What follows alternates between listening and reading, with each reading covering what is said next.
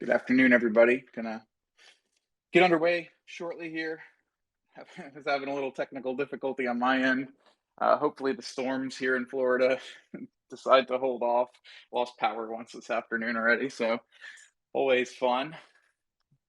But we will get underway momentarily as folks trickle in.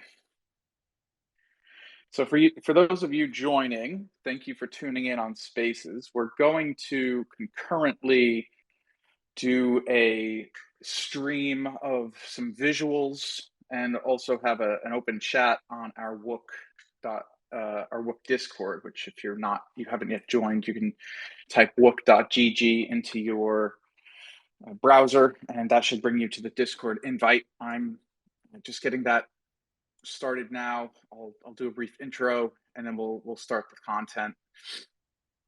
All right. It's 4:03. Happy Friday, everybody. Thank you for joining us for our first Wook in Review. So this is going to be a regularly occurring production that Wook Capital puts on. For those of you who don't know me, I'm Rod Alsman. I'm the managing director at Wook Capital. And we're looking to deliver value to people on a regular basis through both sharing of information, crowdsourcing of research. If you haven't heard me talk through what Wook is all about, please check out the About Us page at wookcapital.com. And I just need to read a disclosure as we get things underway here. So I want, if I can get everything organized here, sorry. So I do need to let everyone know that Wook Capital Management, Inc. and its employees solely provide investment advisory services to family clients and do not provide investment advisory services to the general public. Furthermore, investments are highly speculative in nature and involve substantial risk of loss. We encourage investors to obtain advice from your professional investment advisor and to make independent investigations before acting on information that we publish. We cannot assure you that the information is accurate or complete. We do not in any way warrant or guarantee the success of any action you take in reliance on our statements or recommendations. Past performance is not necessarily indicative of future results. All investment decisions of an individual remain the specific responsibility of that individual. All right, with that mouthful out of the way, the information that we're going to be sharing today is largely government data, some private business data. It's sourced from major news publications and the like, so it's nothing proprietary that we're discussing. But as that disclosure noted, everyone has to do their own due diligence. So if you've joined on the Discord, you should be able to see my screen, which I have our first Wook in Review. We're going to talk about housing today, and we're also going to talk about Fed policy a little bit today. So again, just a reminder, I've got myself, Rod Alsman. I'm co-hosting with Joe Fonicello, who's our social media manager, Toast. So Joe and I are going to kind of walk through some of this prepared content. If anybody wants to chime in and bring any other data points to light or add to the conversation, you're certainly welcome to. We're going to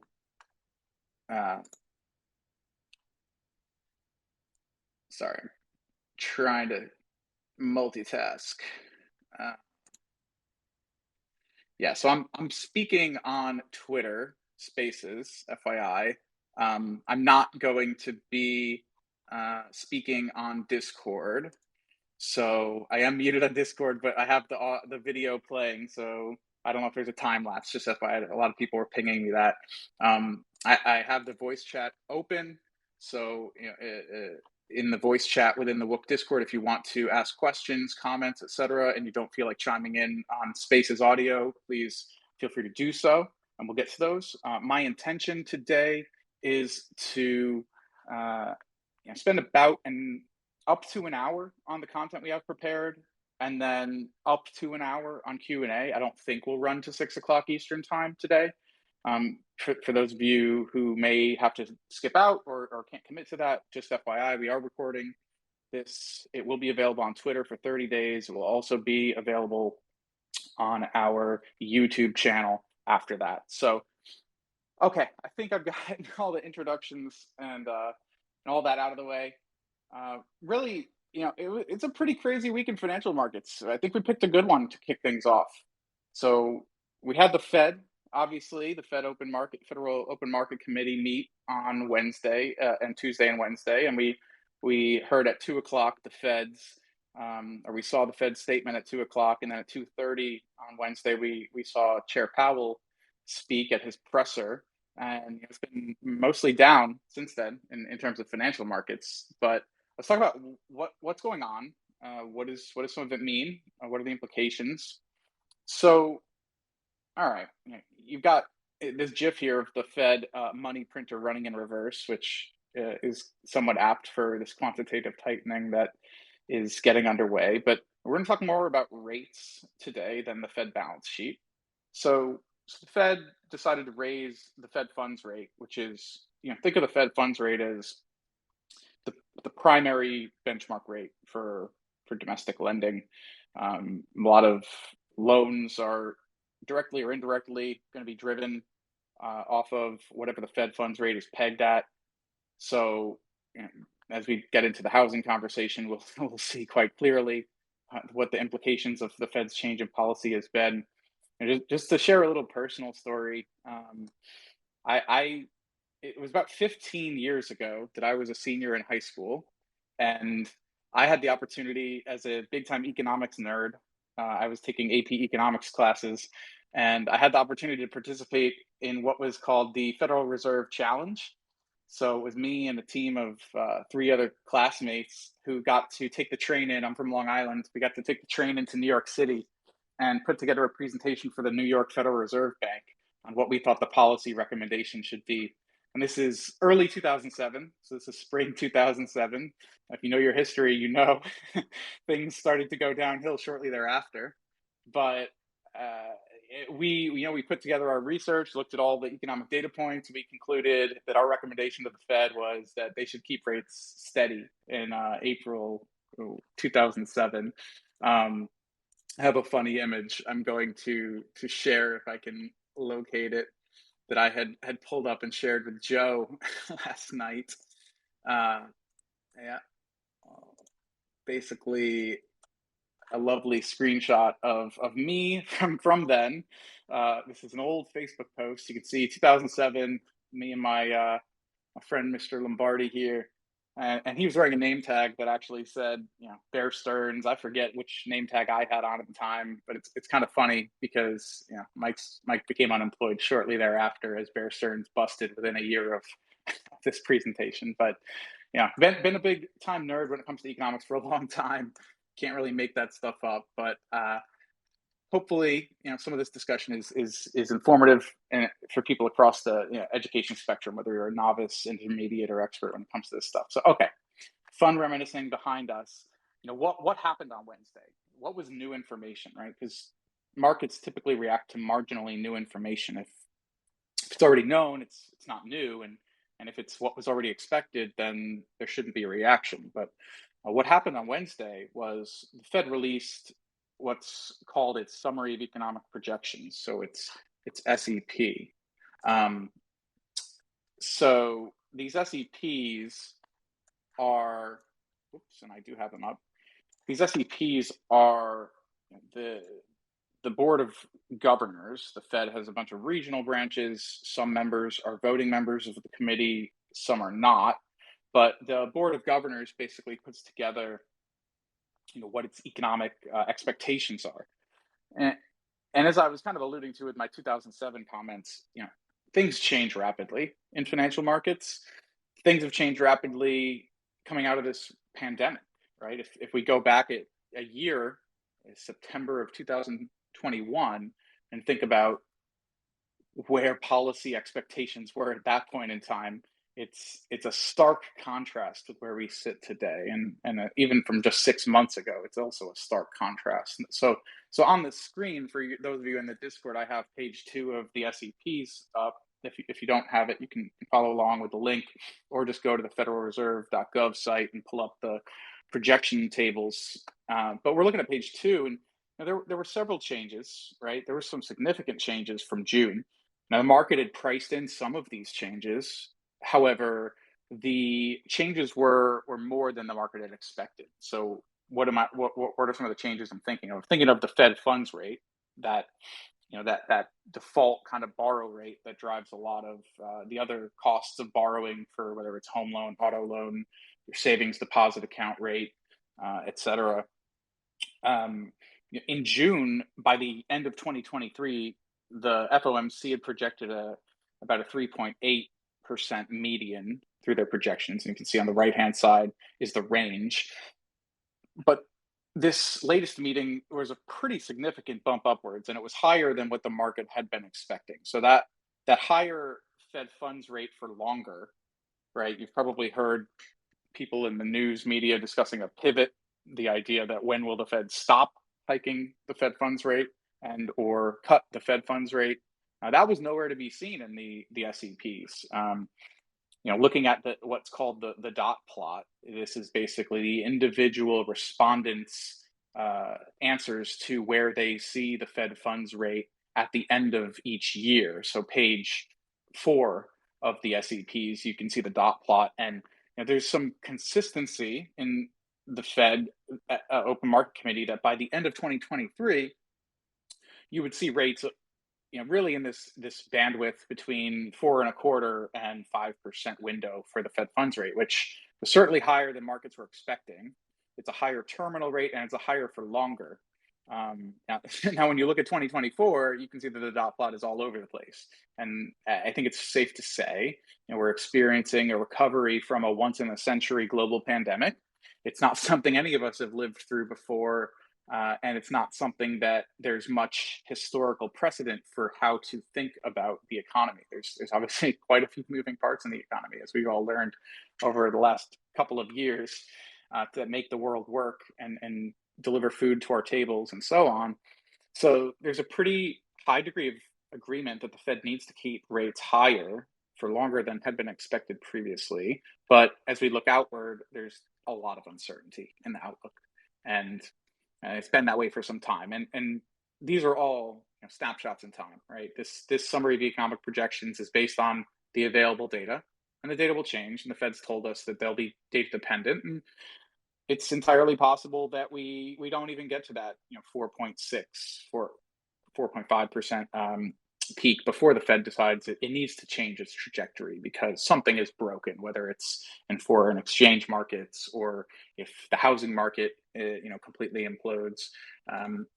It's up in the air, but this is the best we have at this point in time. This is them looking to tell us what they see happening. And one of the things they see happening that's different from June is this acknowledgement that unemployment must go up. They've talked about it. If you've listened to the Fed press conferences, like a nerd like me, you'll have heard the chairman, Mr. Powell, talk about this need to reduce demand. The Fed doesn't control manufacturing supply. It doesn't control supply chains. It doesn't control Vladimir Putin's decision making, but it can control interest rate policy, and demand unfortunately continues to run higher than supply is able to meet, which has been inflationary, which has been dragging prices upwards. And with hindsight, the Fed has been wrong in that it thought that these supply chain challenges would be resolved earlier, and that we wouldn't be 2.5 years on from the COVID lockdowns and still suffering from whether it's chip shortages, whether it's plastics. Windshields are an issue. I know in the manufacturing space for automotive and for trucks, and have been for some time with some downtime in the chemical plants in the Gulf Coast. And who knows? Will one of these hurricanes that's now being projected to hit Florida, will it skew to the Gulf and shut down more of these facilities? Right? There's known unknowns and unknown unknowns. Hurricane season is certainly something that can throw a wrench in things and has historically. But this unemployment rate being revised up from 3.9, in June to 4.4 in September for 23, tells us the Fed realizes that there will be a slowdown. There will be an increase in unemployment. And the fact that they've done this ahead of the midterm elections, right? It's numbers on a page, but it's obviously hundreds of thousands of people being unemployed and out of the workforce, right? If the labor force is 162 or so million Americans, 0.5% is 800,000 people losing their job, give or take. So that's a big change, and I think that this will likely trend upwards. It remains to be seen, of course, but the unemployment rate and the Fed funds rate changes to me were the big ones that changed in this SEP. Obviously, GDP was revised down for both current year and the next couple of years. So that is what the Fed had been talking about for a few meetings now, that we need to see a period of below trend GDP growth in order for inflation to get under control, and these high costs and these supply headwinds really to kind of flush themselves out. And since the Fed's tool is a simple one of can they reduce demand, that's the tool they are wielding. So what does that mean? We are going to see a new regime. Really, it's a very different world. Like I mentioned, 2007, when I was a senior in high school, that was the last time you really had interest rates that weren't on the floor. I'm pulling up the Wall Street Journal article that I linked about, the mantra has been there is no alternative to stocks for really most of the last decade. By that, I mean, you're not going to get a yield. You're not going to get any real yield in buying bonds. Therefore, you need to take more risk and you need to buy equities, which inherently are more risky than bonds. And we've seen that with a lot of no revenue equities reaching absurd valuations over the last few years. There is no alternative. This TINA environment, though, as you see from the chart here of Treasury yields skyrocketing over the last year. You go back to September of last year, and the 2-year was at 30 basis points. Well, the 2-year is now over 400. It's over 4%. So if you're looking to save for something over a short duration, you can put your hard-earned investment dollars into a U.S. Treasury and get 4% risk-free. We think about treasuries as the world's risk-free rate, right?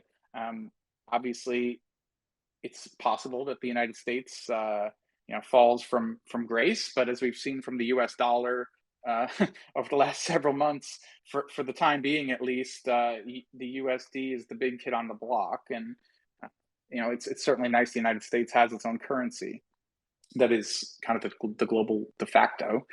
But my point here is that we're in a new environment where low rates, this era of low rates is gone.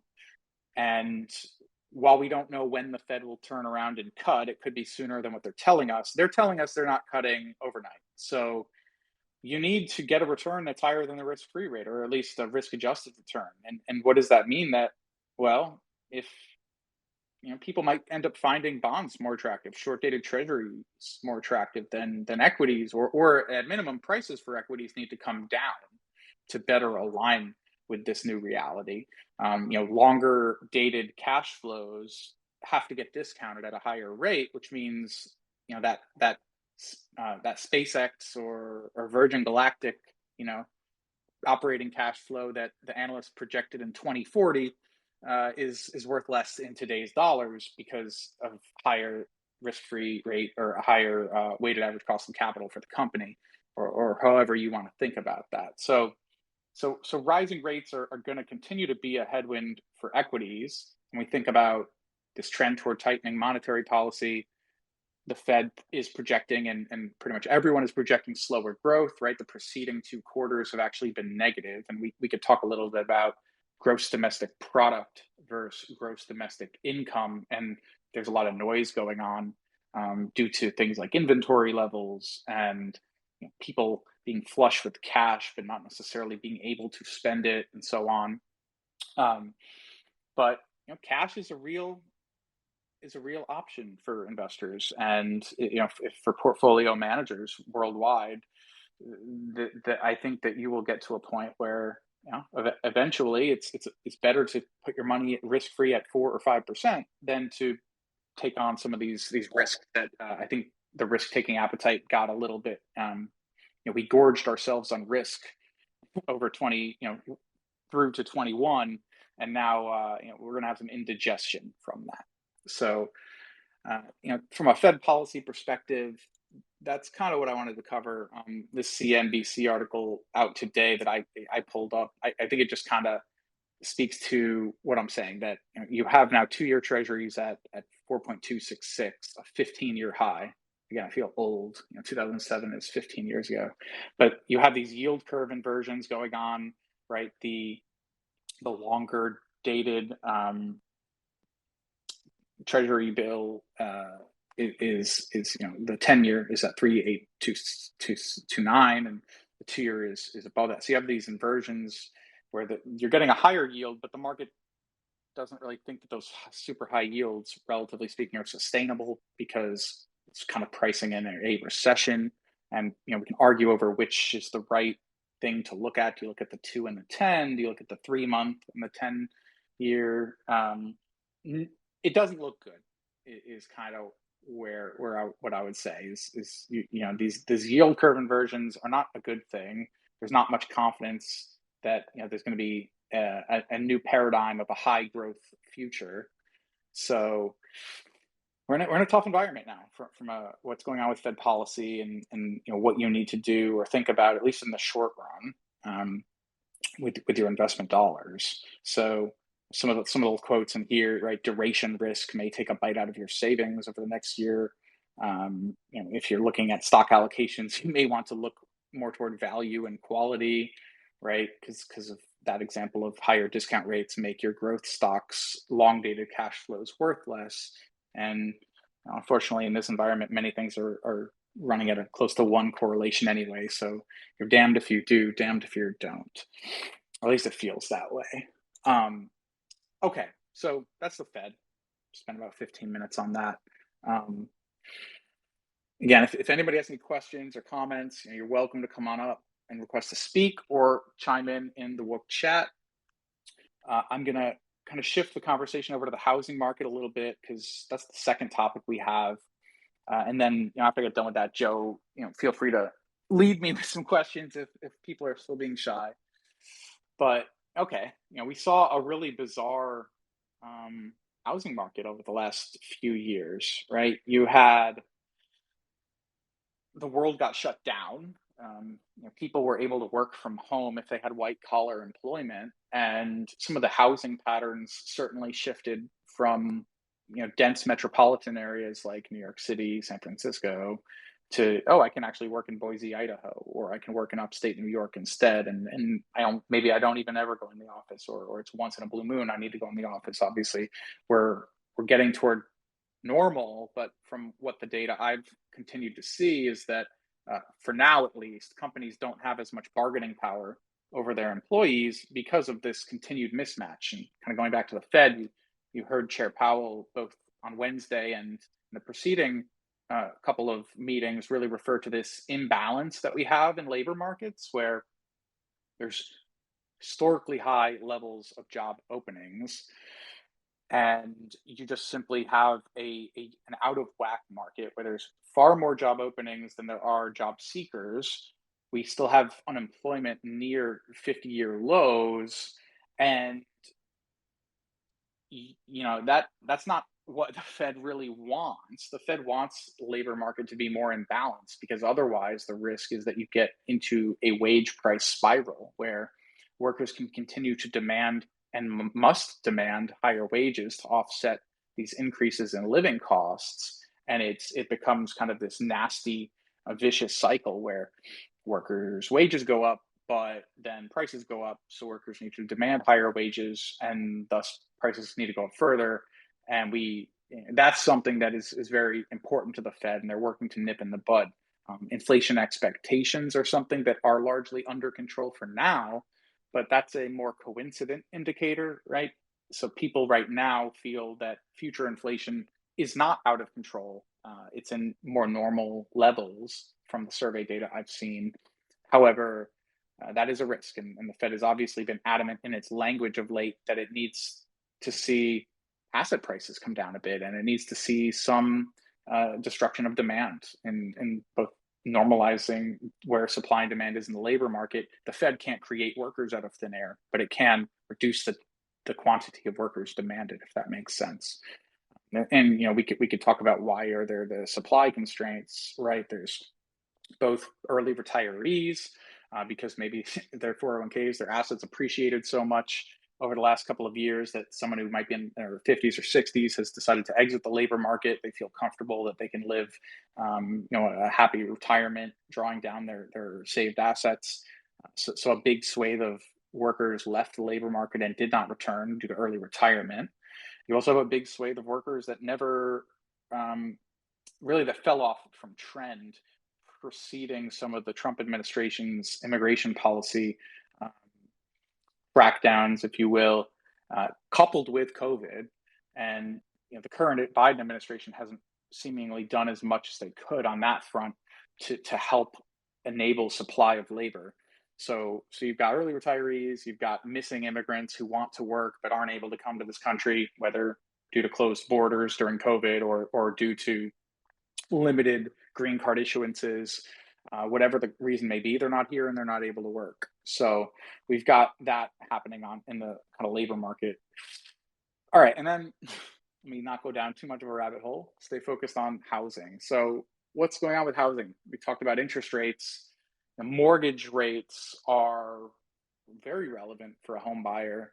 While lately there's been a higher mix of cash buyers in the market, most first-time home buyers aren't so flush with cash that they have hundreds of thousands of dollars lying around or more to buy their first home. They're typically going to finance a large portion of the home, anywhere from they may only put 0% down. I've seen some of these new programs that are coming back, but with an FHA loan, it may only be 3% down, up to maybe they're putting 20% down to avoid private mortgage insurance on a conventional loan.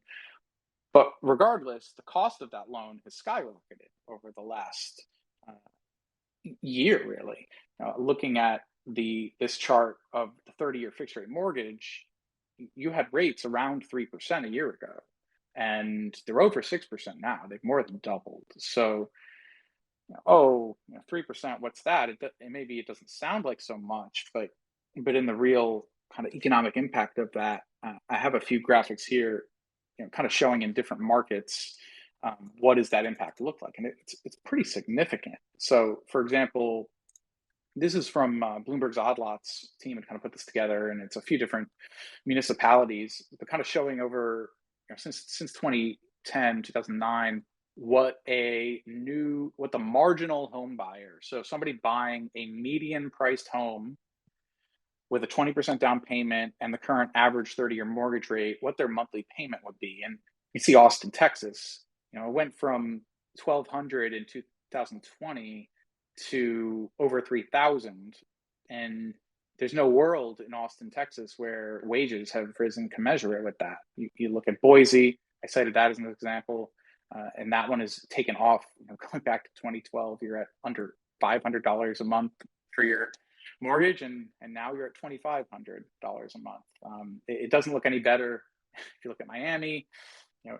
Me again from Long Island, I'm looking at more than a doubling from 2020 levels. Really, almost all of these examples, based on the rate change and the price change, you've got housing costs going up by astronomical levels for your marginal buyer. So, I had included this graphic of this kind of payment to income ratio. There's a bunch of different ways to look at it, but it's pretty consistent that it's, for a marginal buyer right now, it's basically the worst time to buy in most people, unless you're a boomer. If you're younger than a boomer, it's the worst time to buy in your lifetime, because prices have yet to come down. Rates are now at these extraordinarily high levels relative to post Great Financial Crisis, and incomes have certainly not kept up with either of those two things. So, Mark Zandi, often quoted in various media publications, he's the Moody's chief economist, and his quote here is, everyone is coming to the view that prices are going to decline. Until that happens, nobody is going to buy.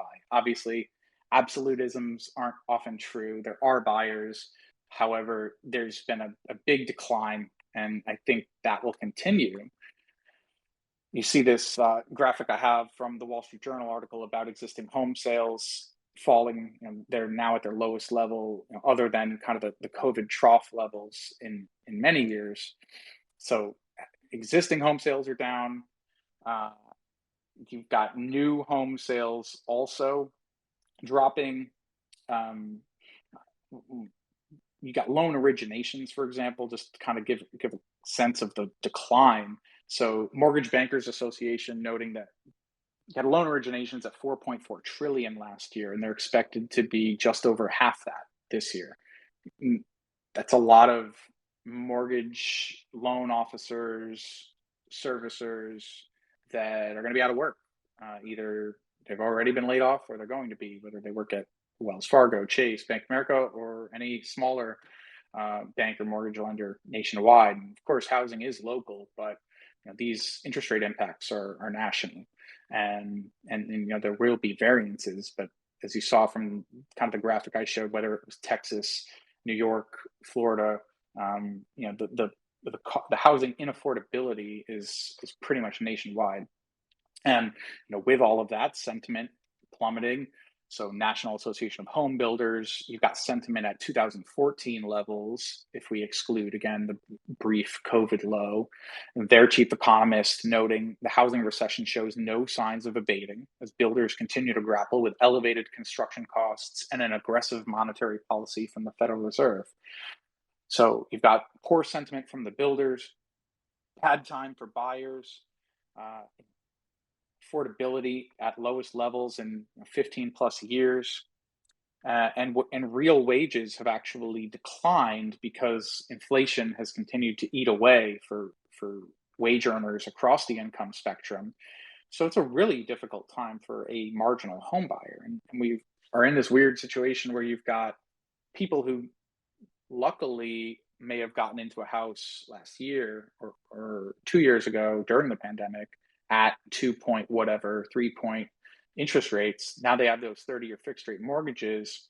And the term I saw used was kind of the golden handcuffs. They're now kind of handcuffed to that home because most of these homeowners don't have unlimited liquidity. Much of their wealth may be tied up in the home. If they wanted to move, they'd need to sell the home, but that may not be an option anymore because to go somewhere else, the payment may be out of reach because of what we discussed about where prices are. So even if they benefited from some house price appreciation, the marginal cost of that switching to a new home is going to be so high that they're kind of locked in. And when you have workers stuck in their homes that can't move around the country to find, to meet the needs of what local labor markets are, it's not good for the overall economy if you don't have labor mobility. So these are definitely worrying things. Definitely get some shades of 2005-06. We didn't have the same like crazy overbuild. So if I keep scrolling here, you see privately owned housing start graphic from Commerce Department. Single family homes in obviously the mid 2000s went crazy. We never got quite back to those levels. So there is still, I think, debate on how much of a lingering housing shortage there is. Obviously, there's different types of housing. When we talk about like starter entry level home versus mid level versus like luxury home, it does vary. Interesting to see data points like for multifamily housing holding up, the 5 or more unit housing starts holding up stronger, with rents, being what they are, and prices of single family homes being what they are. It's more attractive for builders maybe to shift their mix toward, if they can, multifamily housing. They can get a better return as a builder there. I don't have the graphic on here, but the graphic for permits, which would be more of a forward indicator, thinking, look out 6 to 9 months, you got to get a permit before you can actually start the process of building the home. Those have fallen off across both single family and multifamily. So looking down the road, it doesn't look like there's anything good to come as we stand today on the housing front. And what does this all mean? I mean, beyond just the single family home buyer or homeowner, you have a lot of impacts on local economies. Each time you're building a home, that's a lot of lumber, that's a lot of concrete, got to fill it with appliances, furniture, etc. So all of those furnishings for a new home, that demand has it been pulled forward, and now you're going to have this whipsaw, this bullwhip effect for the folks who are provisioning those goods or services. So it's definitely not a good housing market if you're a prospective buyer. If you're trying to sell and maybe shift to rent, maybe you could time it right, and maybe now's the time to do that. I didn't include rental data in the newsletter, but I had seen, if I can control my various screens here, I had sent Joe a link for what's going on with rents from realtor.com. Let me just pull that up and share it on the Discord here. But the month over month rent data from realtor.com had shown that August 2022 is the first month in the past 13 where rent growth has slowed to a single digit ratio. That's on a year over year basis. And then on a month over month basis. So, okay, I've got the graphic you can see here. This is realtor.com. You just Google realtor.com August 2022 rent, and I'm sure you'll find it. It came out yesterday. But this data show, at least at the national level, right, that on a month over month basis, median rents have fallen, which is I guess a good thing if you're a renter. I know I recently renewed mine and it was in the high single digits. So it was a high single digit % increase in Tampa, which is on an annualized basis less than I think the market rate actually would have been.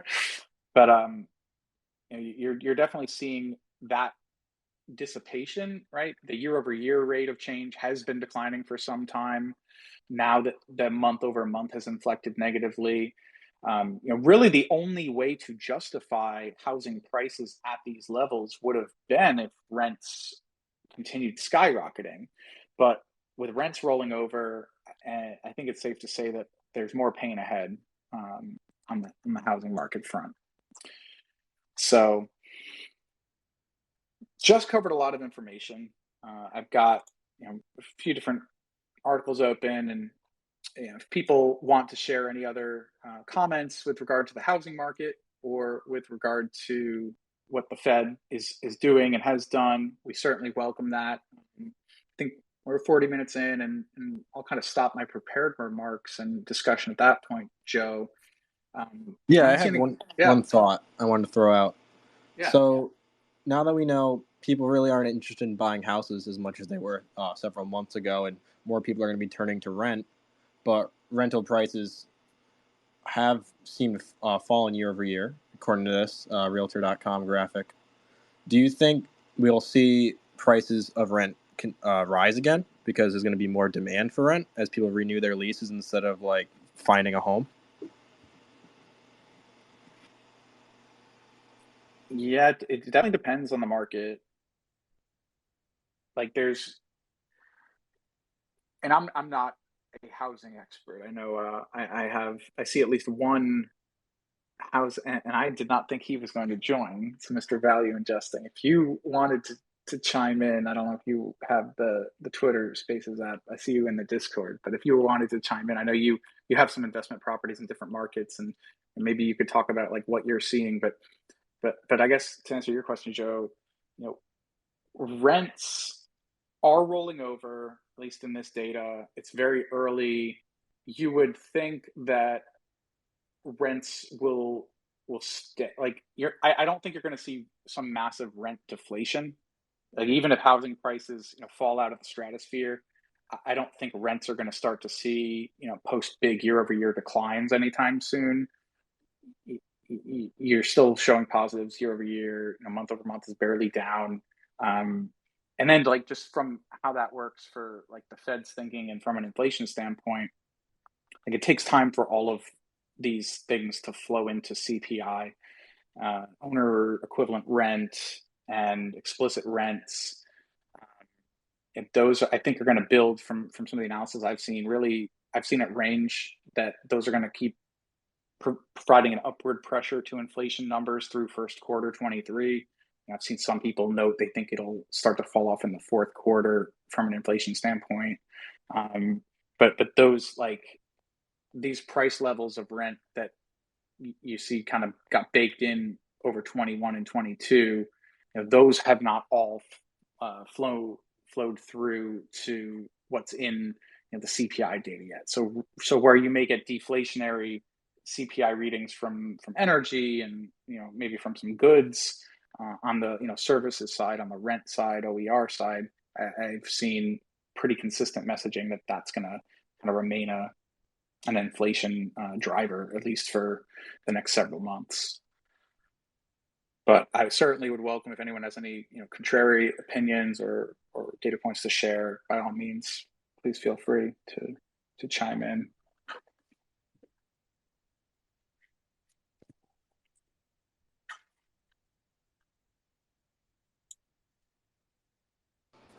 I guess just one more thought.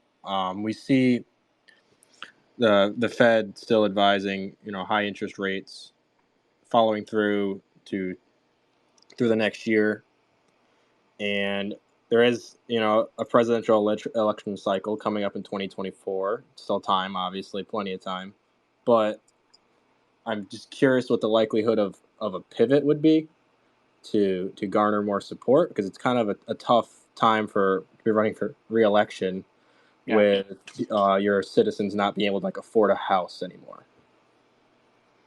Right. We could prognosticate all day about that. I'll say a few my own personal thoughts on that matter. We obviously have a midterm election coming up in 2 months. I think the Fed, with its SEPs for Wednesday, showing this hike in unemployment, like that's already, in my book, fairly bold of them to almost explicitly say that there will be some pain in labor markets, and there must be some pain in labor markets. So I would not at all be surprised to see, after the midterms have come and gone, that the Fed maybe gets a little even more bold in raising what they expect unemployment to go towards. Like I was saying, kind of my diatribe about controlling expectations. The Fed has obviously come out, and we heard Neil Kashkari talk to Odd Lots a month ago and say, like, when the markets rallied after the July FOMC meeting, that was the exact opposite of what they wanted to see, right? They wanted asset prices to come down. The market, for whatever reason, heard Powell say that they would be data dependent and construed that as that they would be pivoting. At least in what the Fed has put out in this month's dot plot, there's no sign of a pivot. Now, I think that's where the Fed is not observing reality. They clearly can see that there's stresses in the global financial system. They obviously have made it clear, at least Chair Powell has made it clear, that without stable prices, you can't have all these other lovely things that you have in a working economy and functioning economy. So while there's a lot of that deflationary stuff coming down the pipe, perhaps for goods, I just mentioned that there still is, I think, some inflation baked in from a rent and owner equivalent rent perspective. The Fed is looking at data that is lagging, right? CPI is inherently showing us a look in the rear view. And if the Fed is going to base its thinking chiefly on the PCE, the personal consumption expenditures, which is a variant of the consumer price index, PCE and CPI get calculated slightly differently. PCE is typically lower than CPI. The Fed, when it talks about 2%, it's talking about 2% PCE as its target, and PCE is lower than those headline CPI figures that we've been seeing. All right, you can see here in the SEPs, for example, they expect PCE in 23 to actually be down to 2.8 at year end versus 3.1 in CPI. So there's 30-ish basis points spread they see. But a pivot could, a change in tone, right? I think eventually there's going to be a breaking point, whether something in a foreign exchange market breaks. We saw the British pound this morning with the Great Britain going down. It's some version of Reaganomics 2.0 that I don't know what they're thinking over there. But it'll be a great time for Americans to vacation in the UK with the pound at the lowest level in many, many, many, many years, and possibly will hit parity for I think it's the first time ever. At this pace, it wouldn't surprise me. So, like the implications for, I guess the way I would say it is, the U.S. is least fucked out of most countries globally. Is kind of my view, which is not a great thing. Maybe a good thing for us as that are Americans. Not so great. And maybe if you're over in the UK, especially folks in Europe who are going to have a very challenging energy situation in winter. And that's a lot of uncertainty there. But the Fed is obviously going to react as data comes in. If they start to see things really breaking, they'll change direction. Sure. Will it be too late for things not to fall into complete disarray? I don't think anybody knows that. Certainly seen different perspectives on that. Some people think they've already gone too far, and that if monetary policy isn't the magic bullet and it's not a light switch. When the Fed has been hiking, this third in a row 75 basis point hike, it doesn't go into effect like through and flow through the entire economy overnight. Now, I got an email from Ally, who provided my savings account yesterday, and they let me know that they raised my savings account, interest rate by 10 basis points or whatever. So like, great, that starts to happen, but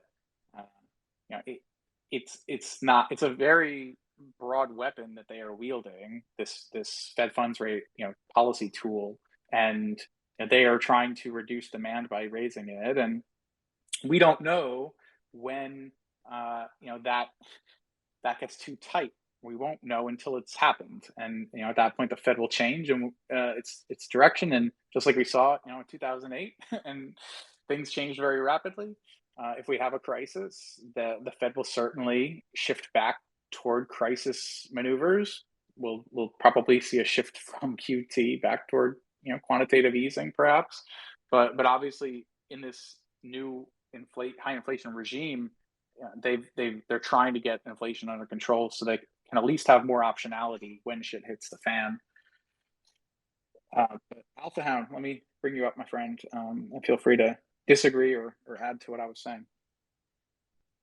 Me? Yep. Yeah, so I have a few thoughts, and I'm sorry I missed the first 30-40 minutes of this. Just in terms of the Fed potentially hiking ahead of the 2024 election, or policy responses and change to the midterms this year, right? At least in name, right? The Fed is an apolitical organization. Powell's term as chair does extend past the 2024 election. So, I think there's a reasonable argument to be made that the political pressure, not to say it's zero, but I don't think it's gonna be a huge driver of things. And I think, Rod, that you nailed it, right? That the Fed is responsive typically post facto. And if you look at, say, the last 15, 20 years of central bank history, there's this cycle where, things are okay. They lower rates whenever there is a brief hiccup or threat to growth. And, then they basically lower them to zero and do QE. And that's the cycle. And then, they respond to crises. They don't really typically ever get ahead of them. The one opportunity they had in 2018 when they started raising rates preemptively just to get off the zero lower bound, to have that as a policy option in the future should there be a crisis, like that was exhausted in 2020, right? And I think you can probably make a good argument that in terms of causality, right, like where we're at today with inflation and asset prices declining precisely because of that repeated cycle kind of hitting its breaking point, right? You have the 40-year bull market in bonds potentially ending. It's going to be a secular headwind against rates ever going back down, at least to the levels that we've become accustomed to. So yeah, I don't foresee the Fed giving into political pressure. It's not typically how they operate, but I definitely do see them being behind the eight ball and responding to something breaking. And you can look at the dot plots, right? They were behind the eight ball in responding to inflation. They still might be. So there is very much a wait and see what happens until there is a crisis. It seems like the path of least resistance for all assets is down and the path for rates is up. So pretty simple. Yeah, something I would add to what you just said that made me think about it is you can also have sectors of the economy that experience recession and not necessarily the entire macroeconomy. Not that that's what I think is going to happen in this case, but when you talked about 2018 and what happened with markets having a tantrum and the Fed standing down, there was a freight recession, for example. The entire economy wasn't in recession, but after the Tax Cuts and Jobs Act, tax reform bill in the end of 2017, you had a lot of kind of pre-buy. It was a hot freight market. There was a lot of like incremental demand from that policy change, and then you had a give back, and you had a freight recession in 2019. Really, until COVID hit, it was still like a freight recession. And we obviously talked about housing, and housing appears that it's almost a certainty. It's, if not already in recession, but will be entering recession. And certainly, I've seen estimates from saw on Bloomberg, I think it was yesterday, one bank put out a 99.9% chance of the entire economy entering recession. It's like, just fucking say 100% at that point, please. What do what's the point of saying 99.9? But it's not a sure thing. But I would say this change in asset prices over the last 3 days, with yields rising, with equity values dropping, VIX as a measure of short-term fear in the market, rising toward highs, not seen since earlier this year. Yeah, I think there's a lot of fear out there. And to your point, it's like, what's the scenario where there's much upside coming off of that generational bond bull market that's now seemingly busted? It goes back to the point I was making earlier on that you might have missed about you have an alternative to equities now, and you could just buy short-dated treasuries and get a decent yield without taking on risk.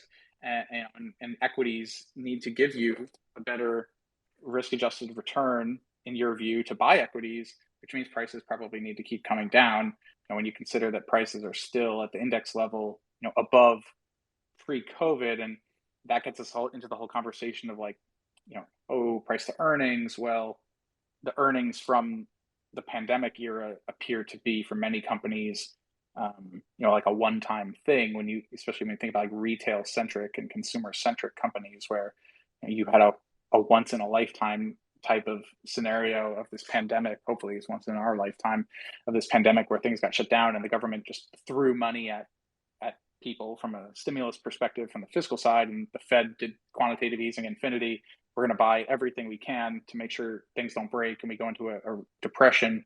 And they continued doing that for too long, and now we're paying the piper.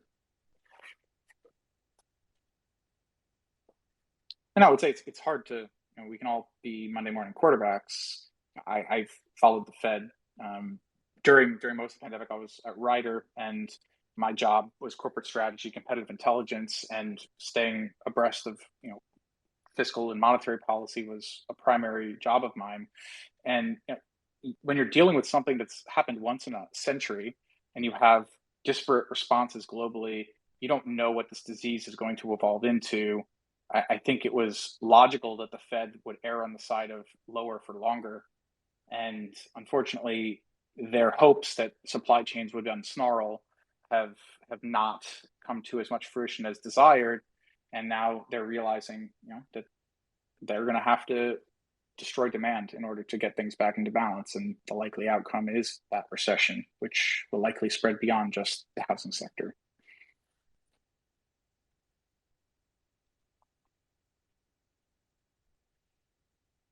But yes, it's 4:56. So just to recap, we walked through the first edition of the Wook in Review. This is going to be a program that we host weekly.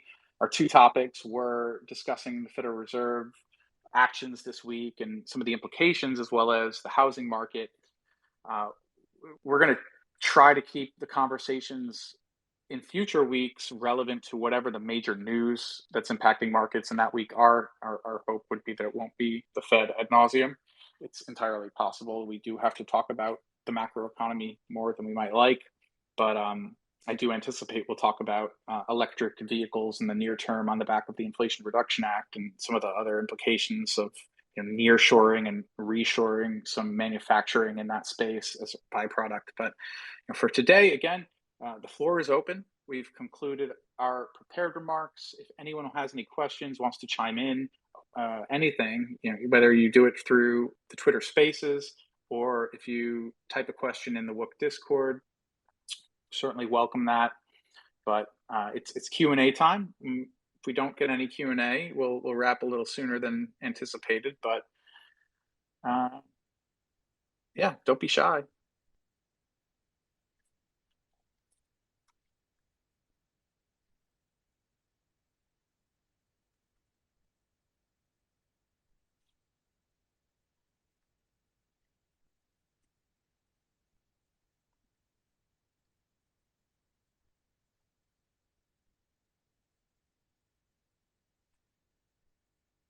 So not seeing anybody requesting on Twitter or in server. I don't want to repeat myself and say things over and over. I'm trying to think if there's any other related topics. Oh, there we go. A couple requests. I guess Jake, you must have gotten out of class a little bit early. I know that Jake had a class that overlapped with this call, but let me bring up Freeman Capital. Hey, Jake. Hey, can you guys hear me? Yep. I guess not. Yes. You may not be able to hear me, but we can hear you, Jake. Okay, well, while he sorts that, though, GA Blackburn, sir. Hey, good afternoon. So I'm not sure if this was covered in too much depth already since I just sort of joined, but Sure. sort of the Fed futures projecting a downward sloping interest rate curve going into like mid 2023 and the effects potentially that fiscal stimulus could have on that. I don't know if that's covered, but that'd be my sort of topic that I think would be interesting to discuss. Yeah, I'm pulling up on my screen. This is, I guess, from Wednesday, not today's futures curve, but I didn't have it handy. But to Jake's point, the futures curve pricing shows that rates are going to peak sometime between March and May of 23, and what's priced is they get close to 4.5% and then dissipate through year end, which again doesn't necessarily align with the Fed's dot plot, but the market is pricing what the market wants to price. I think you made a point about fiscal stimulus. And there's the Inflation Reduction Act. There's the infrastructure bill. Off the top of my head, I don't know how many billions of dollars of stimulus versus how much incremental demand driven by those stimulative fiscal actions are coming in 23. But if you had any thoughts on that, Jake, yeah, feel free to share. Or if anyone else in the panel or listening had any thoughts on the impact of fiscal stimulus as it relates to kind of how the futures curve is shaped. Yeah, I think ultimately it comes down to people sort of projecting a recession and the bringing down the rates. So I think fiscal stimulus, obviously, people are sort of expecting the Fed to break out of its doctrine of, kind of protecting against inflation. And I think if they realize that, in a battle between monetary and fiscal policy, I think generally fiscal policy does win. Fiscal policy is typically a little stronger than monetary policy. So I think people are expecting the Fed to either capitulate sort of on its own or for the more political branch of the government to sort of force them into the thing, which I think is a really interesting market take and probably I think a moral hazard ultimately. Yeah, it's like the opposite of what happened out of the GFC, where there was not enough fiscal, and now it seems like we have a lot more fiscal maybe than the Fed would like, and to the point you made of that may override monetary or be more impactful than monetary.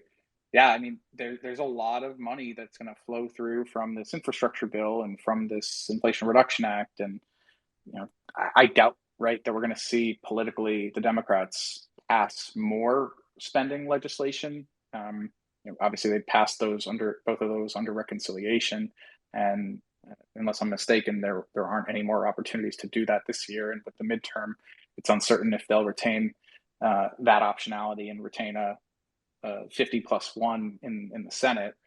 That's not my wheelhouse, but those acts were passed, and that money is chalked up and is going to get spent and flow through. So yeah, it doesn't make the Fed's job any easier in terms of trying to get inflation under control when you have all this money that's going to flow into the economy, for these various infrastructure-oriented projects. Which, you could argue that we should have had these projects get done in 2009, 10, 11. Unfortunately, we as a country seemingly didn't take advantage of decade plus ZIRP, your interest rate policy, to do these things when maybe we wanted more demand, and now we're juicing demand when maybe, like the Fed says, we want less demand. So it will be interesting to watch play out. My take is it doesn't make the Fed's job any easier. So I don't envy Mr. Powell. That's for sure. I think if I jump in with one more comment, it's 3 bills per year for reconciliation.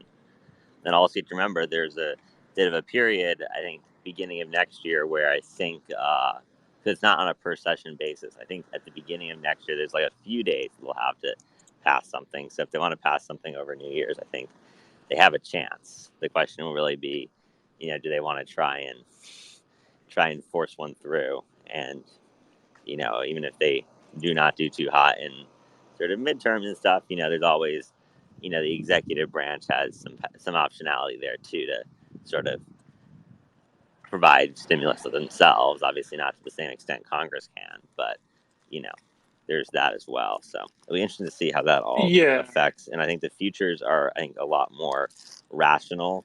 If I had to think anyone's the most rational thing about Fed funds rates, it's probably going to be Fed funds futures, because there's a lot of people who have a lot of modeling and data forecasting of those things. It's like kind of like the high IQ rooms, in the same way that people like to say bond money is smart money. So to your point on reconciliation, you're right. There can be up to 3 reconciliation bills each year, but as far as I understand it, it's like you have a revenue, a spending bill, and there's the federal debt limit, and really you're tying it to that once a year budget, the spending bill.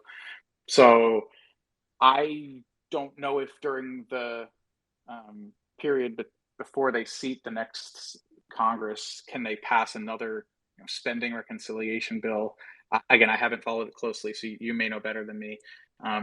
It would seem imprudent for there to be incremental fiscal stimulus at that point in time, but anything can happen, as we've certainly observed over the last few years. Now, I would agree with what you said, though, that the Fed funds futures curve, what's getting priced there is reality and is much more timely, of course, than whatever the Fed has to say in their dot plot and in their SEPs. So definitely thank you for that perspective, Jake. Mr. Blackburn, sir, good afternoon. Please go ahead.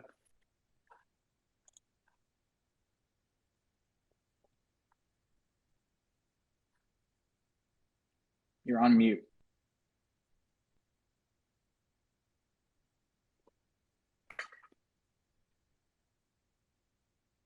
Okay. Well, yeah. Oh, sorry about that. Good afternoon. Man, what I was wanting to kind of figure out is, so I'm trying to figure out with my father. He's older. I moved him in with me due to he had severe health issues, and I have no problem with multi-generational households. I think it makes economically the most sense. But he's got a large chunk of change that's all cash just sitting in a bank account. And I'm kind of trying to figure out about what to do with it. We've already done maxed out one I bond. I'll probably another chunk of the change, max out what we can get for I bonds for everybody in the family. There'd be a total of 4 I bonds maxed out, but we'd still have a large sum of cash. And right now, it's just sitting in a checking account, earning 0.3%. And I'm not interested in putting it in the market right now. I'm just trying to figure out, well, what are some other safe things that I'll get at least a better return than a CD, or it's something that doesn't lock it up as long as a CD does. Well, so it's a great question. What can you look for to get yield if you don't want to bear risk in the marketplace? So I brought up on the screen, or at the very least minimal risk. Yeah, I mean everyone's risk appetite is different, and older folks, right? That they probably shouldn't be YOLOing in equities if they need income in the short term. I'm joking. I would agree with you though. For Series I bonds, as long as it's not cash that people have to have within 12 months, those are, in my opinion, quite attractive. Again, everybody needs to do what's right for them, and this is not tailored advice to anyone. But to answer the broad question of what are options out there, Series I bonds, right? That's U.S. government backed. That's as risk free as you can get. Yes, you're up to 10,000 a year that you can buy. You are locked in for 12 months, but right now until the end of October, I think it is, you're going to be getting a 9.62% annualized rate. That rate will likely come down with the next 6-month interval, but you're still going to get a pretty solid rate because CPI hasn't cooled that much. So maxing the I bond, I bought I bonds for the first time myself this past year, and that's a really good one. Unfortunately, like you said, you can only buy so many of those. So then what? Obviously, a checking account at most banks is a suboptimal decision. It does get down to personal. How does one manage their money? If you think about the big banks, your B of A, your Chase, et cetera, they have more money than they know what to do with, that they've been throwing at the Fed reverse repo to try and offload some of that excess cash they have, but they're only paying a basis point or two on savings accounts. But if you look at other banks, I talked about Ally as my personal one earlier, which is not the highest, and I just still have it there. But you can get in a just a regular old savings account, if you go FDIC insured, you can get over 2% now, and it's going to keep going up, right, as the Fed funds rate keeps going up. Like Wealthfront, they've got one at 2.55%, and I've got a large stash of cash there that I'm waiting to. I'm still dollar cost averaging, but I'm also waiting to. Basically, I'm waiting for the S&P to get closer to 3,000 before I sit there and go, here we go. It's time to utilize it. Sure. I was going to say, I pulled up, for again folks in the Discord, I pulled up one of my favorite kind of personal finance sites. It's called Doctor of Credit, and the guy who runs the site, he keeps it up to date. Variety of financial products that he kind of posts on, but they're showing from their site Merchants Bank. I've never done business with them, but it's Merchants Bank of Indiana, and it's a member FDIC, and you're going to get 3.05% right now. And look, everyone, however they want to manage their cash is different, right? You talked about CDs, and you can get short dated CDs too. You don't have to go a year plus or multi-year on the CD side. And of course, every CD is a little different in terms of some are branded as penalty free, and you may actually get a better return if you maybe go a little longer dated and pay a small penalty. Of course, your mileage is always going to vary, as they say, but you can get higher than 3% in just a basic old online savings account now. You can go to Treasury Direct and buy direct from the U.S. government. You can buy your Treasury securities, and I've got to set up 3 more accounts. Yep. Yeah. I want to just jump but quickly yeah, into go ahead, Jake. into this discussion. One thing to note is, you can effectively buy as many I bonds as you want because you can always just set up LLCs and buy them through the LLC. So, Yeah, I've seen that approach brought up, and I didn't want to necessarily. I think you're right. It's definitely probably beyond maybe the. It's probably something to evaluate if there's enough interest to set up various separate LLCs to that point. I'm not, obviously I'm not advising for or against it. I have definitely seen that approach brought up, and it is a good point that if you can set up separate LLCs. I am not a lawyer. I'm not certain precisely of the language or whether the federal government's going to be upset at you for having hundreds of LLCs. I did see people talking about this on other social media platforms though, so it's a good point. Oh no, I am a lawyer, so like it wouldn't. And I've got my Lexus account. It wouldn't be very difficult for me to get the forms I needed. But I had no idea that uh, I could basically set up sham LLCs. That's actually, hey, I'll have to look into that. I would not refer to them as sham LLCs, but I'd also like to reiterate Rod's point. I'm not advising anyone to do anything, and you should do your own due diligence. Obviously not fiduciary. I just wanted No, to. yeah, totally. That we're talking hypothetical. Yes, you can get more than 10,000 individually if you were to overpay your taxes. You can get an extra 5,000. But to that point of setting up Yeah, various LLCs, I think it's worth exploring, right? Because I screwed that up when you were talking about doing that. I was sitting there going, "Well, damn!" Because I think I think I'd done my taxes earlier than when I realized about, oh shit, if I just, because I'm self-employed, I pay, I'm never getting a refund. I pay quarterly, and then I then I pay at tax time. Uh, uh, I'm definitely mad at myself for this was definitely a time I wish I'd overpaid so that I could have gotten 15 G's instead of 10. Right.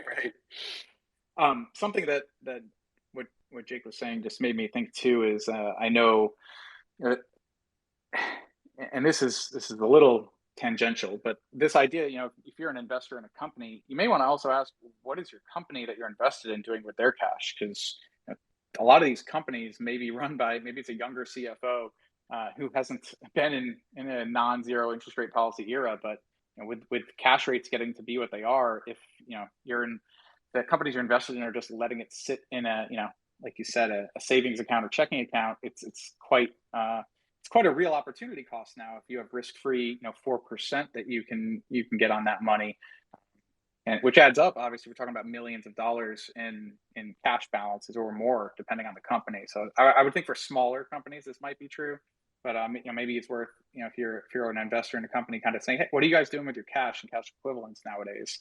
And if they're not investing them appropriately, perhaps that's a recommendation to make as a shareholder. I mean, hey, you need to let Ryan Cohen know. I mean, I think Rod's bringing it up because I've been a big advocate with some of the plays that I have to do. Making sure and really emphasizing to management that this is a no-brainer decision. You're leaving money on the table if you don't do that. And I think the problem is a lot of smaller publicly traded companies, especially, just are not doing it. I mean, companies that were big or or like been around for a while do understand this, but I feel there's a large amount of companies, and I actually am very passionate about the subject. I've previously discussed with my parents and had some conversations, about like how can we get like a bill passed by Congress to like make it a fiduciary obligation to have a good cash management plan, because I feel like there's so many companies and it's a bit of a spot that I'm pretty passionate about. But I think it's the same thing for companies, for individuals. Cash management's important. Cash is king. You don't want to leave money on the table. Not endorsing any specific plan, et cetera, et cetera. Great stuff, Jake. I love it. Definitely can hear the passion in your voice as it comes to optimizing one's cash. And I think it's something that most of us haven't really had to think about for the past decade. You're not going to get much yield hardly anywhere, and that's a different world. It's changed quite significantly in 12 months time. So great points. The point about the various LLCs approach to I bonds. Again, obviously neither he nor I are endorsing it. I think it's very interesting, and if you should definitely look into it if you are looking to deploy a significant amount of cash into the I bonds. You've got another month until the rate resets, and you basically, again, as I understand it, with the I bond, as long as you buy before kind of that 6-month window closes, you're going to get that rate for the first 6 months that you lock. So you can lock it in on the last day that I bonds are going to be yielding the 9.62 annualized, and you will get that 9.62 for 6 months time. So if you're going to do I bonds, I think you ought to do that sooner versus later. Again, no one knows for sure where rates are going to go. I think that with CPI likely the top being in, you're probably going to see those Series I bonds rates start to come down, and probably come down on the next one. But yeah, good discussion on cash. I mean, it's definitely, it's nice to have, and you certainly don't want to just leave it in a checking account earning 0%. But it gets back to to GA Blackburn's point, like where on the risk spectrum, this discussion, right? We're talking about U.S. government bonds, that's and FDIC insured accounts, right? Those are pretty much risk free, so long as if it's FDIC, you're under the threshold and you manage it appropriately, yada yada. But obviously, then that's where you get into corporates and municipals, and where are you living? Are you in a high tax state? You need to think about state taxes. That's where a financial advisor, it's good to have a conversation with someone who has that insight, if it's beyond, your area of expertise, to try and really optimize that, because it is not a one size fits all.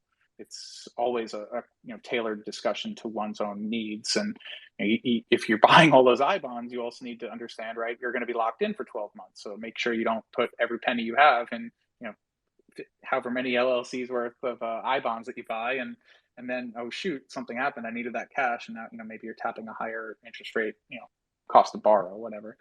So good discussion. I enjoy it. I'm a nerd, like love hearing this, and I know Jake is very knowledgeable when it comes to math stuff, so definitely appreciate him sharing his insights.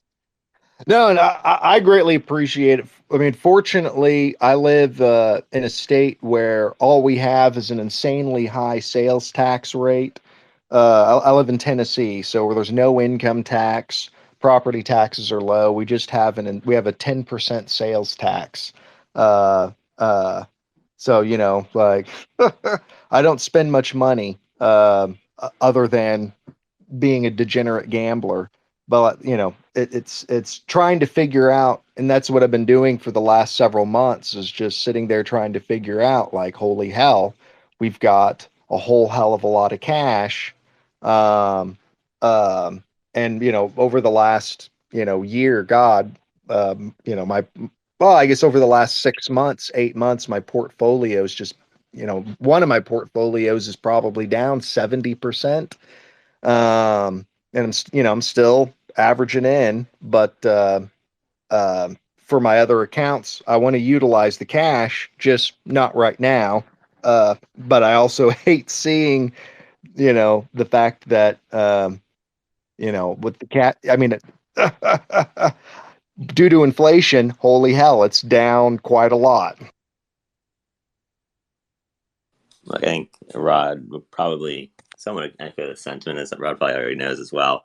I'm a big believer in understanding your risks. So I think whatever plan people adopt, understand the risks. The key risks here are going to be, if you go with sort of treasury bonds, then you sort of have price risk. If you go with, also one thing is you probably shouldn't, and I guess I'm not recommending you do this, or actually I'm recommending very strongly against it, but don't really, unless you know what you're doing, don't do any leverage, like interest rate based plays where you're trying to like borrow money and then also lend it sort of by buying various things. Like in theory, you could probably borrow money from a credit card or something, if you get like a promotional rate, to then go try and buy sort of treasury bonds and stuff, and that can lead to some issues. So I would recommend people stay away from that as well, unless they really understand what they're doing. But I think just to build on that, I maybe you're referring to the post I made. I had gotten an offer from my Bank of America card that has a $50,000 limit, and the offer was to pay a 3% fee up front and to have 0% on that balance transfer for 19 months. And I opted to draw 40,000 of that, understanding there's a lot of impacts in how that may lower one's credit score because of the high utilization, et cetera, et cetera. There's a lot of things to consider there, but I now have that, in cash that I'm, whether it's a treasury, short-term treasury, or just a CD, getting a better annualized rate than maybe what I think that will become 18 months from now when I have to pay that card down to zero. So to Jake's point, that's probably not right for everybody, but it is an option. And if you're going to manage things tightly, you can consider options like that, but it's certainly not right for everyone. And you definitely want to understand the exact terms and conditions of any offers like that. But when you can borrow money for like less than 2% annualized in this environment, I actually think that's a pretty great opportunity if someone is presenting that to you. But definitely understand the risks and make sure that you're then using that card for purchases and now paying some punitively high interest rate on the entire balance. There's definitely a lot to consider, but there's fun ways to play in the system that we reside within.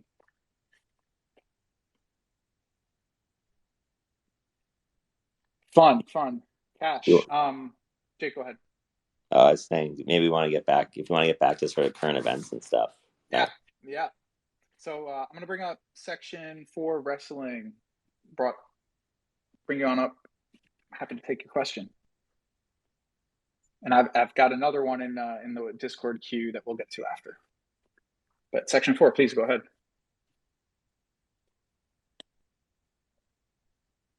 You are on mute.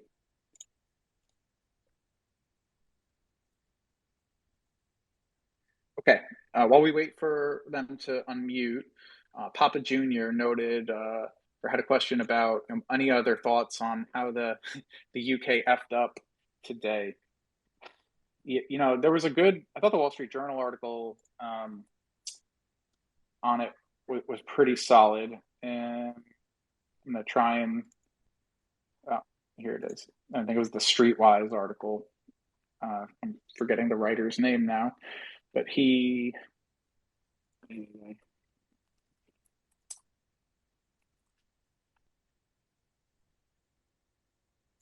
So the headline is "Markets are right to be shocked by Britain's version of Reaganomics," and the British economy, they're no longer in the European Union, right? So they had these surprise tax cuts, going to cost them 1.8% of GDP.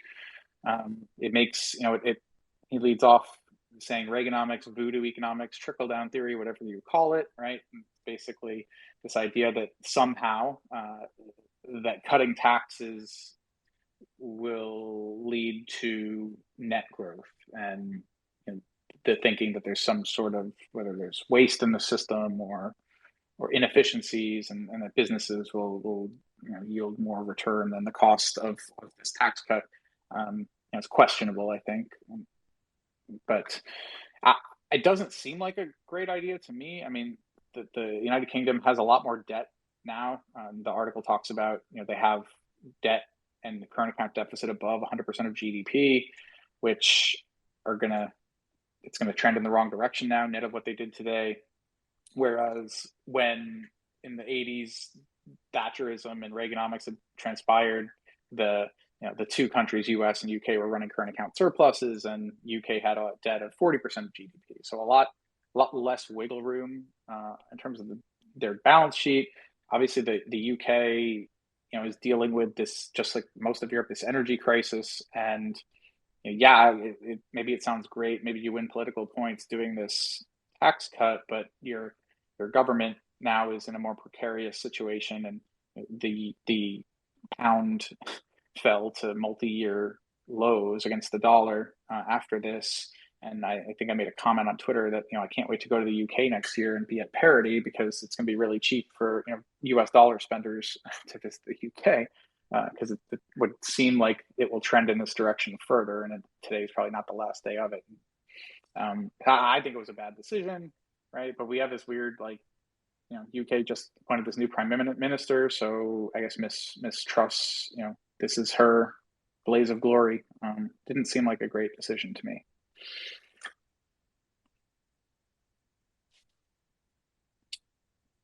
If no one else wants to talk, I'm happy to discuss that.